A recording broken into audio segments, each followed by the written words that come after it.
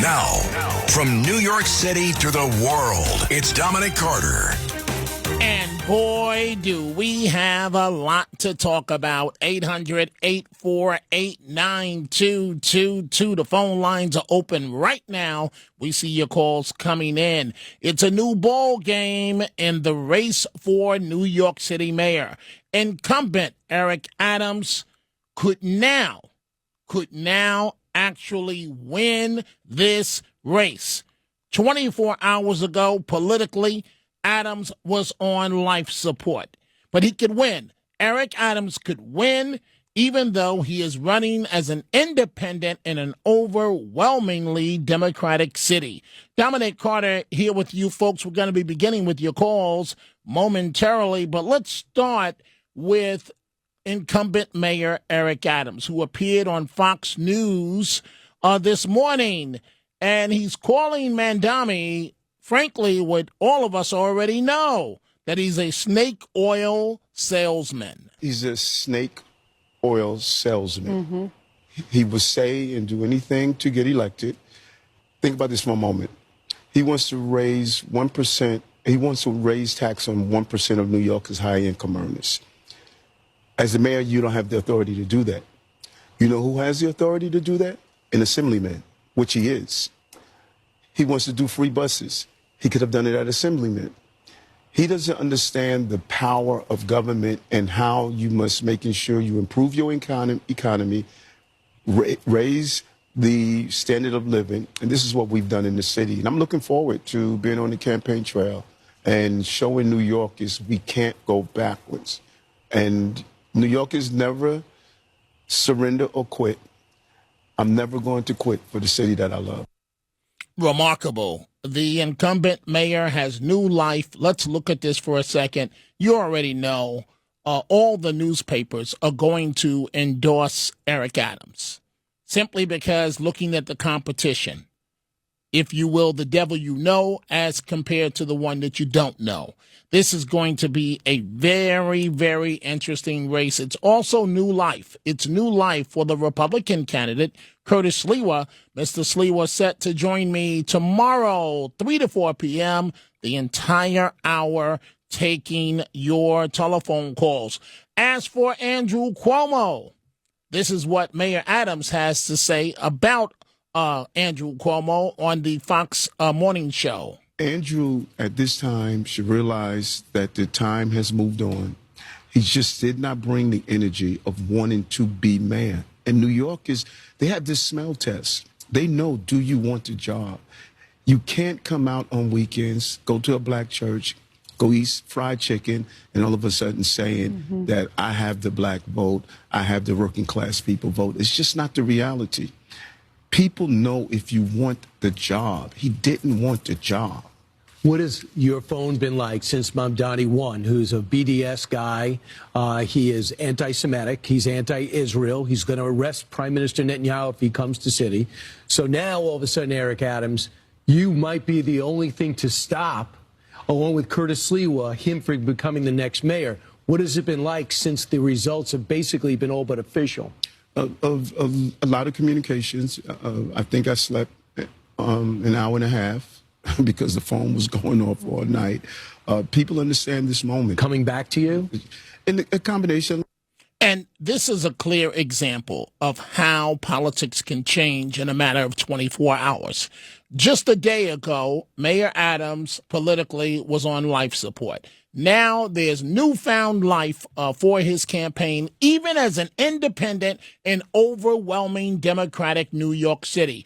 Mamdani up against Adams. I don't see it as much as a contest. The advantage has to go to Adams, the incumbent mayor.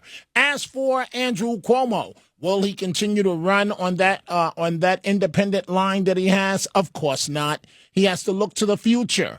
Meaning that he's got to stay a good Democrat, which means that he doesn't want to be seen as a spoiler against Mamdani. So his name will stay on the ballot, but he's not going to campaign or run an aggressive campaign. You know, what Mayor Adams just said is correct. I thought it was going to work for Cuomo. I really thought that going to black churches every Sunday and literally, as the mayor said, going to Melba's restaurant in Harlem afterwards for chicken, that it was going to work.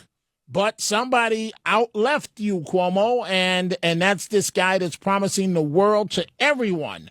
So Lydia Moynihan appeared on the Fox News channel summing up who is apparently the now Democratic nominee. Has New York not had enough?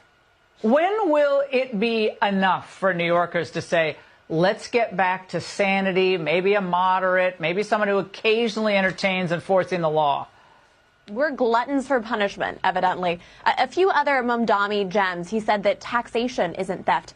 Capitalism is. He wants to freeze all rents. He has refused to condemn the Holocaust. Even the New York Times opinion section came out and basically said he was too liberal and that his agenda is damaging. And, you know, now, I want people to know, I want you to know that people in New York are not, for the most part, this crazy. And in fact, in 2024, Trump saw an increase in votes in 10 to 15 points. But the issue is that Mamdani has been able to get a very radical and vocal group of supporters. He's very popular on social media. AOC endorsed him. Bernie Sanders endorsed him. He's very charismatic. And the concern is that on the Democratic primary, the people who turn out to vote are the radicals. They are the people who are going to encampments at Columbia, who show up to the ICE protests. Those are his supporters. And the concern is that they'll show up to anything to protest, and they will certainly show up to vote, whereas the centrist candidates, a lot of their people have jobs and a life. Another story, we see your calls. We're about to begin with them right now, 800-848-9222. Another story that we're following, President Trump before the NATO Secretary General, and they were having a conversation, if you will, about Israel and Iran's peace deal. And the fact that the Secretary General used the word daddy as it relates to Trump, it's making a lot of news. Mark Rutte, the NATO chief, who is your friend, he called you daddy earlier. Do you regard your NATO allies as kind of children? No, he likes me. I think he likes me. If he doesn't, I'll let you know. I'll come back and I'll hit him hard, okay? No? He did it very affectionate. Daddy, you're my daddy. So that was the president reacting to the comment. This is what the Secretary General actually had to say. I mean, we may do papers on it, Marco. Maybe we're going to do papers. I don't even know if you need them. They're not going to be fighting each other. They've had it. They've had a big fight, like two kids in a schoolyard. You know, they fight like hell. You can't stop them. Let them fight for about 2-3 minutes. Then it's easier to stop them. And then Daddy has to sometimes use strong language. You have to use strong language. Every once in a while, you have to use a certain word. All right, folks, let's begin with your telephone calls, 800-848-9222. Line 1, Richard in the Bronx. What's on your mind, Richard? Hey, Dominic, how you doing? Listen, I was calling to do a poem, but I know you don't have time for that, so I'm just going to say the primaries, you know, a lot of people Richard, voted. you said you were calling to do a poem? A poem? I don't even know if I wrote it right. It was to inspire you. A poem to inspire me. Okay, all right. Go ahead. Well, the primaries, I mean, a lot of people didn't get out there to vote. Remember, it was 100 degrees. A lot of senior citizens were going to go out there and risk getting sick and dying. That's for sure. And I'm one of them. Wow. I'm 64. And you don't sound 64. You don't sound 64, Richard. That's a good thing. Yeah. But go ahead. I'm sorry. I didn't mean to cut you off. Go ahead, Richard. Yeah, I think that's a good thing because I tried to stay, you know, young at heart. That's what I was on. My poem was going to be saying to you. Okay. So don't start dyeing the gray. I don't need to do that yet. No, you young, but listen, don't tell everybody your dream. You hold them to yourself, but people steal them from you. That's what I wanted to inspire you. Okay. Well, Richard, you know, thank you for the inspiring words, and I appreciate it. Right. So what's that rap song? I think it's Drake Started from the bottom, now we're here. That's one of the songs that inspires me. I'm not dealing with all the crazy rap lyrics. I'm just talking about the message of started from the bottom, now we're here. Thank you for the call. So I see here Sal in Florida is itching to tell me that I was wrong about Cuomo. So Sal on line 4, take your 2 cents. Go right ahead. Hi. Dominic, you said from the get-go that Cuomo will win. Now Cuomo's gone. Cuomo's gone. You just heard the last caller, correct? About all the external factors. Did you hear the last caller? Yes. Okay, But so I'm just glad that Cuomo's gone. Okay, so you want Mamdani as mayor? Huh? Do you want Mamdani as mayor? I don't know what's wrong with your phone. Do you want Mamdani as mayor? Yes or no? I got to move on.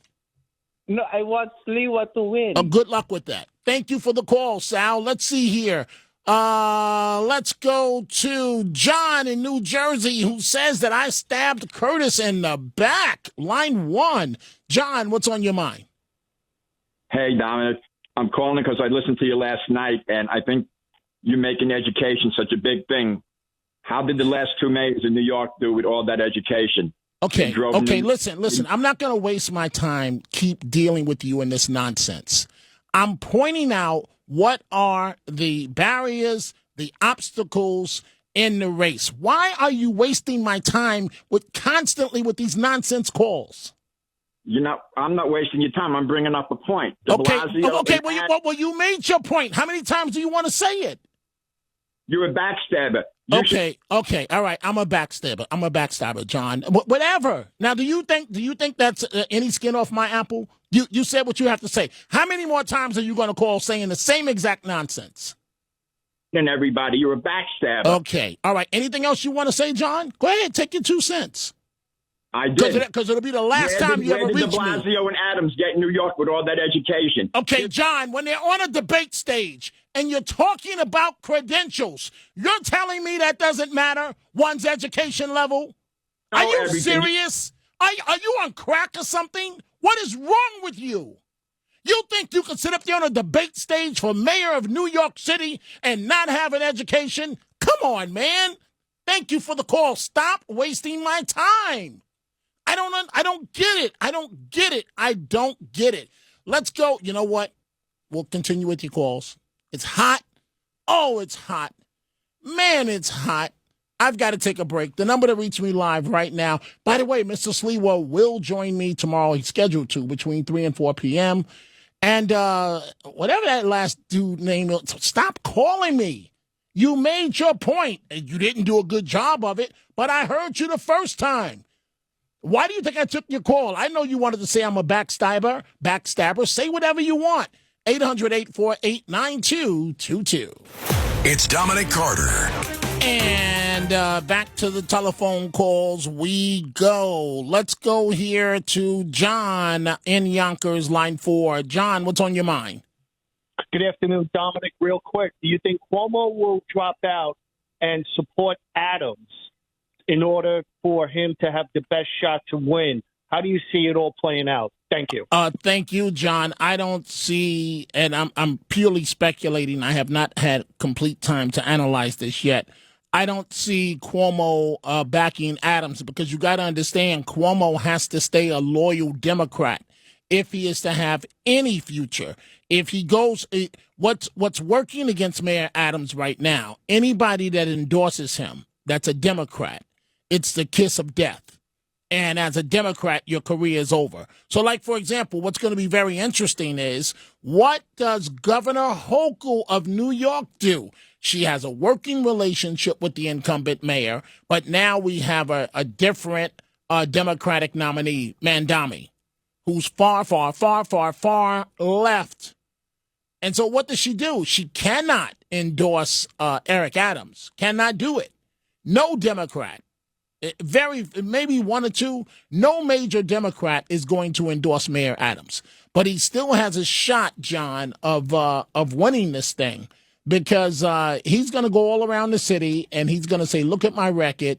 And then, frankly, he's going to say, look at this clown talking about Mamdani.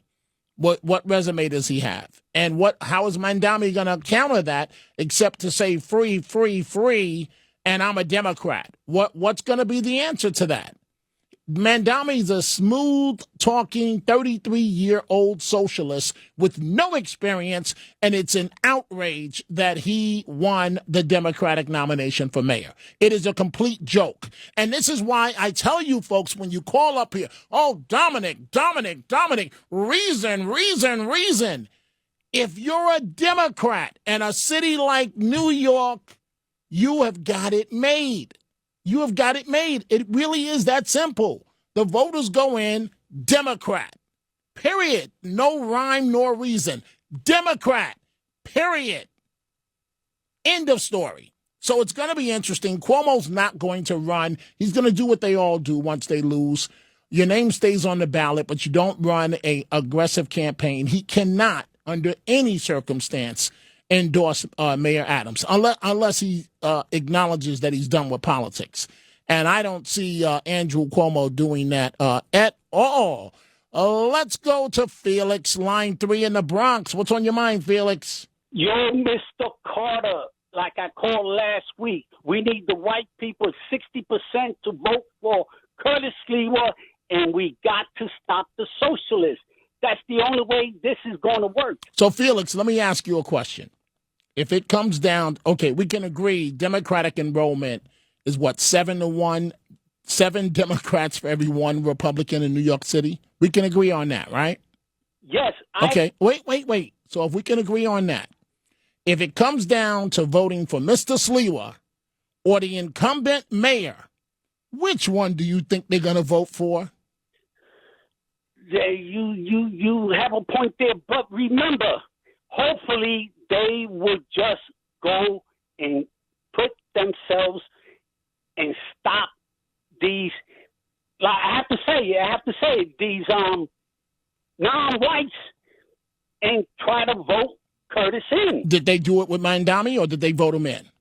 In a 9-candidate race, this guy had 43% of the vote. Shouldn't that tell you something? You're not headed in any time soon to stopping these far left politicians. It's not going to happen. As a matter of fact, if you're just entering Democratic politics, a person just entering Democratic politics, it makes much more sense to run as a socialist if you want to get elected than to be a mainstream Democrat. And that is a sad, sad testament to where we stand as a society. We are coming right back. And news that's just coming into us literally as of this moment with this heat wave, Senate Minority Leader Charles Schumer has been hospitalized. We don't have many details on this as of yet, but we can tell you again that he's been, the Senate Minority Leader was taken to a local hospital this morning for dehydration, for being dehydrated. As we continue to see this heat wave, Mr. Schumer, 74 years of age, apparently became lightheaded while working out and was briefly hospitalized out of an abundance of caution. A spokesman is stating Schumer was first elected to the Senate in 1998, beating Al D'Amato, you may recall. He has since been released and is back to work at the Capitol, but he's been hospitalized for a short time earlier today with the heat wave. And folks, it's hot now. I don't know what it is about D.C., but if you think it gets hot here, go into the D.C. area. Oh, it is brutal. So, Mayor Adams, we see all of your telephone calls. If you can't reach us yet, just wait a second or two, hit redial. You should be able to get through. And emphasis. We don't want, unfortunately, sorry, folks, we don't want the stale, same old callers. We want new life, new voices, and that's the mandate of this program. So first-time callers, you are our top priority. Mayor Adams, a new life in the race for mayor. 24 hours ago, politically, he was the walking dead.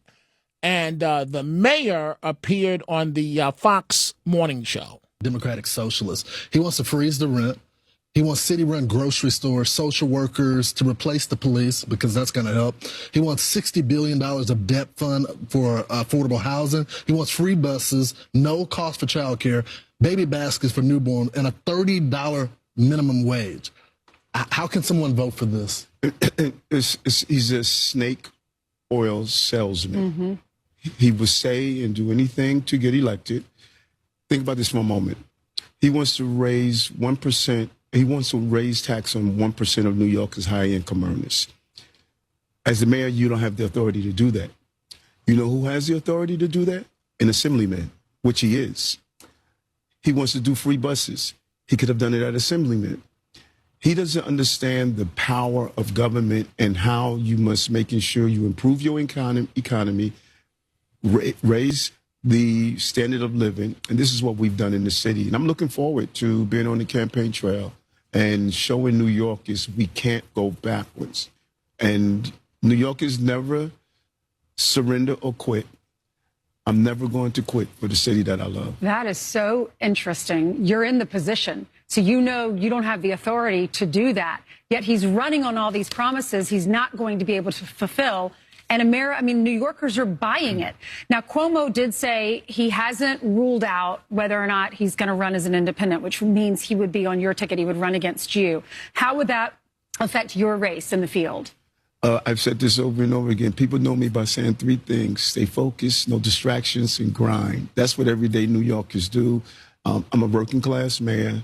I'm probably the first working class union card carrying mayor in the history of this city. You know, Andrew at this time should realize that the time has moved on. He just did not bring the energy of wanting to be mayor. And New Yorkers, they have this smell test. They know, do you want the job? You can't come out on weekends, go to a black church, go eat fried chicken, and all of a sudden saying that I have the black vote, I have the working class people vote. It's just not the reality. People know if you want the job. He didn't want the job. What has your phone been like since Mamdani won, who's a BDS guy? He is anti-Semitic. He's anti-Israel. He's going to arrest Prime Minister Netanyahu if he comes to city. So now, all of a sudden, Eric Adams, you might be the only thing to stop, along with Curtis Lewa, him from becoming the next mayor. What has it been like since the results have basically been all but official? Of a lot of communications. I think I slept an hour and a half because the phone was going off all night. People understand this moment.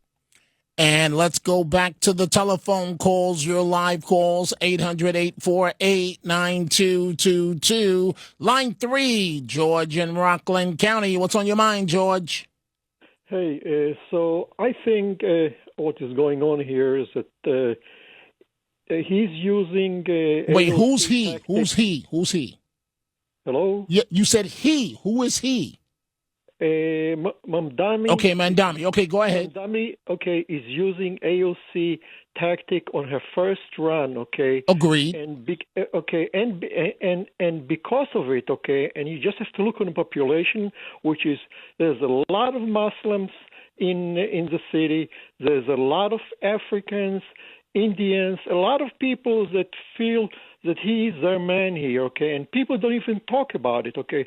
And because if you combine her tactics, okay, and in how she managed to get in, and he is doing the same thing with even a bigger constituency, okay, he would win. I don't like it. Oh, the last thing I like to tell you here, do you know that 20% of the Jewish vote voted for him? 20%. He was going and saying he doesn't like them, he doesn't care for them. You know, he would arrest Israelis and all these things are okay.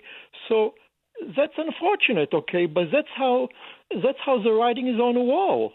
Well, you say, George, the writing's on the wall. I just received a text from Norman Seabrook, who was with us yesterday, and Mr. Seabrook predicted hours in advance that Mamdani would win, and that Mamdani would win, and that Cuomo's time was basically over. And Mr. Seabrook, thank you for the call, George. Mr. Seabrook just texted me that Mamdani will not become the next mayor of New York City. And folks, if you put any logic into this. Come on now. Come on. Come on. I mean, this guy doesn't even have a resume. Let's call it for what he is. He's a pretty boy, smooth talking.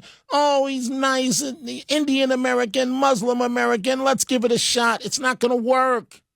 If you thought Brad Johnson was horrible in Chicago, wait till you get a taste of this guy. And so my belief, New Yorkers will say, at least we know what we have with Eric Adams. And again, here's the prism in terms of how I'm looking at this, okay? Just so that you understand. Dominic, why are you not talking up the Republican candidate? Let's say the Republican candidate was not Mr. Sliwa, right?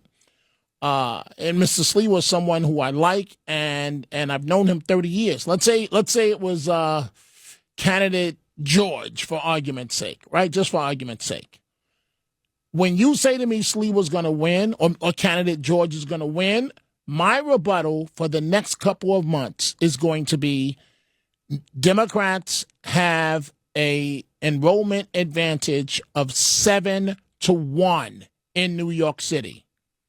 Whenever you say to me that Mr. Sliwa, that this is why you have very few Republicans elected citywide or to statewide office. With Governor Pataki, it was ABC, anybody but Cuomo. That's why, that's the real reason why, no matter what the governor, he's a great man who just celebrated his 80th birthday. I covered the campaign. I remember it well. It was anybody but Cuomo. And that's how Mr. Pataki was able to go to statewide office, and then he was reelected. But again, so whenever you talk up a Republican candidate that's running in New York City, my rebuttal, I'm telling you now, is going to be New York has a 7-1, 7 or 8-1 advantage for Democrats per voter. Per, you know what I'm trying to say, folks. And so when you look at that, it's very, very hard for any Republican. Let's go to Jay, line 5, New Jersey. What's on your mind, Jay? Yeah, hey, Dominic. After seeing, the awful results from last night's primary, I just feel like now we can, we can now see clearly the Democrat Party for what it is. It is now an America-hating faction of the country, and that was cemented into reality last night. You're when correct. The anti-Semitic, anti-American Zohran Mamdani won the Democrat primary for the most important mayor's race in the country. And I believe that this is somewhat of a bellwether for future elections. And AOC, I'm sure, is very happy considering the fact that one of her own has gotten so far with the Democrat base. And in case anybody thought that Jay, I'm going to let you finish your thought, but let's call this for what it is. This is not fair. It's not fair because of the Democratic advantage in New York. This does not represent the country. This is a far, far, far, far, far left city where an AOC, a nut job like AOC, can get elected, where a Mamdani can win the nomination. This is not a fair race for any Republican. It's just, I know it's naive to say it's not fair, but it's not. Any Republican out the gate is fighting a losing battle running in New York City. Go ahead, Jay, make your final comment. Yeah, you're right, Dominic. However, the way I see it is that when you look at all the big Democrat cities across the country, they're all electing leaders that are more far left than the next. You're correct. And I believe it does say something about the core base of the Democrat Party. You're correct. And as it goes for Curtis Sliwa, though, I understand why you say that a Republican has a very hard time winning, and that's absolutely true. However, if Cuomo does run as an independent, I know you believe it won't happen. It will not. But Cuomo has left that door open, and if he doesn't mind doing that, the race will be split at least 4 ways. And Curtis got 27% of the vote last time. If he gets a few more than that, he could get over the finish line, Dominic. And you think that whatever the percentage is that Mr. Sliwa won, and again, he's scheduled to join me for the entire hour tomorrow, you think that percentage is going to stay that high in a 4-way race? Yeah, well, I believe the city is doing so poorly. As Curtis calls Adams, the swagger man with no plan, has completely done nothing. He's done nothing to help the city. I hear you, right? Mr. Sleeper calls him the swagger man with no plan, right? It resonates. But the business community is turning to the swagger man with no plan, right? The money is turning to the swagger man with no plan to represent. You know, I was watching, Jay, I was watching on CNN as I was getting dressed, ready to come to work, and I was laughing because my cat, it's so hot. And so my wife has lupus. So in my household, we can't turn on the AC. It's like, oh. And so anyway, the cat, it was so hot that the cat was hiding under the piano. But anyway, Beyonce. So I'm watching CNN, and who do they interview? They bring on the worst mayor the city of New York has ever had, Bill de Blasio.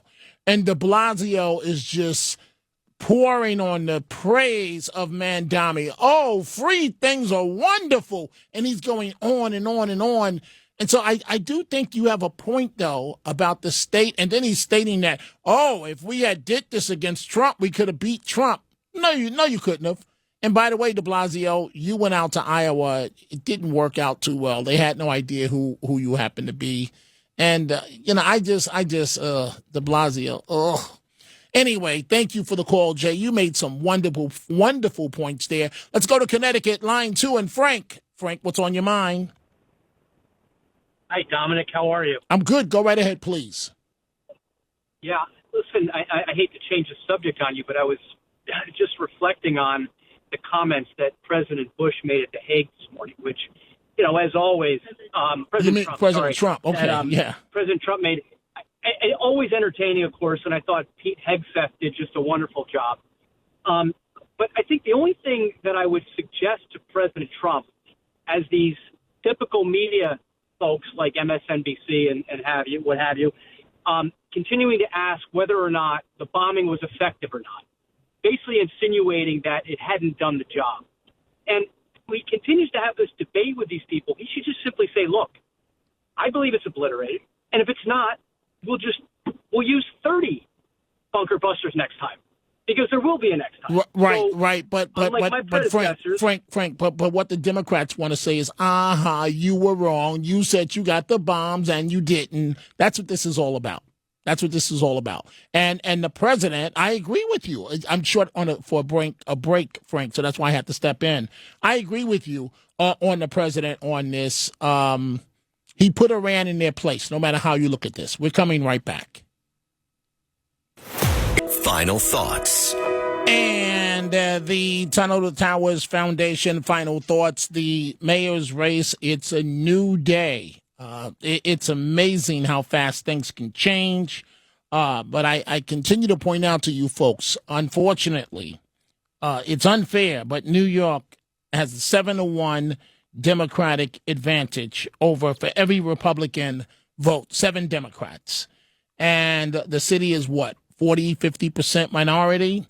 Debbie Lobato, the great Debbie Lobato, Staten Island, says, Dominic, I don't understand why people don't understand that it is a blue city. No Republican has a chance whether we like it or not. It is what it is. Debbie, thank you so much for saying that. Obviously, never say never, because anything can happen on any given day. But folks, at some point during this campaign, you have to be realistic at some point. I get it. You want to blame the messenger. You want to blame me. That's fine.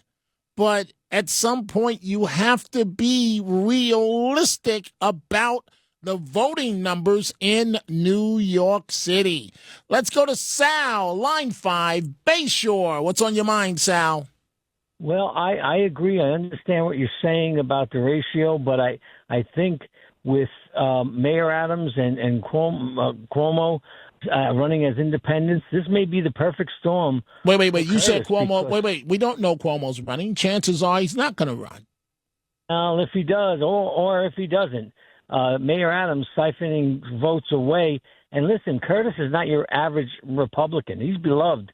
He's loved in the city of New York and from across the board from both parties. And so you're telling me, wait. You're telling me the black community is going to vote for Mr. Sliwa. That's what you're telling me. Enough for him to win. That Latinos, that blacks and Latinos are going to vote for a Republican candidate. That's what you're telling me. I'm telling you, they just may love Curtis. It's not going to happen. You can say it until you're blue in the face. It's not going to happen in terms of blacks and Latinos voting for the Republican candidate. It's not going to happen. I'll give you the final word, Sal. Go ahead. They voted for Trump. And no. With President Trump, he doubled the numbers he did before, right? That's a big difference. And Trump, you can't compare anybody to Trump as a candidate. Trump resonates in ways that very few people in life can. Sal, thank you for the wonderful call. Let's go to line 2. Susan, Long Island. Hi. Susan, what's on your mind? Okay, regardless of how the election pans out, I have to say that as a Jewish woman, and a lot of my friends feel this way, last night was very, very chilling. It was very, very frightening. It's frightening for me too, as a taxpayer. But I understand as a Jewish American, I understand. I feel your pain. I really do, Susan. Go ahead. Because there's an arc of Jewish history which has always included levels of persecution. But I think on a certain level, New Yorkers, Americans, have felt somewhat shielded, almost like we're in a kind of womb in history. And that ended last night. We realized if this guy gets in, and if he defunds the police, and he gets his associates in who hate Jews, hate Israel, where will we turn? And this is such an old story. Where will we turn? And we're feeling it. And it's a very, very scary scenario. I hope it doesn't go that way. I will try to work so that it doesn't go that way. But I think a lot of Jewish people are feeling things are shifting. And we can't always say, oh, we'll move to Florida. There's no guarantee about Florida. So that things are not the same. And something crystallized last night when we realized that there were so many people that are okay with Hamas, that are okay with the massacres, that are okay with saying openly, we hate Israel, and basically we hate the Jewish people. So that's where I am now. I hope I'm wrong. I hope that we will not You're not wrong. You're not wrong, Susan. I wish that you were, but you're not wrong. You're reading it accurately for what it is. Here comes this pretty boy, this young 33-year-old. Oh, let's smile. He's Indian American. He's a Muslim. Let's embrace him. No, we shouldn't embrace him. He's dangerous, absolutely dangerous, and he should be nowhere near Gracie Mansion or City Hall. Susan, thank you for the great call. Folks, all it takes is $11 a month. Donate $11 a month to the Tunnel to Towers Foundation at T2T.org.